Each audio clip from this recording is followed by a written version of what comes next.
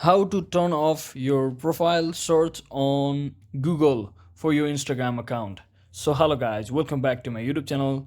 If you are also facing or seeing your account on Google when you search it directly, then there's one option to hide it from the Instagram. So what you need to do is just head over to your Instagram application and make sure you are logged into your account.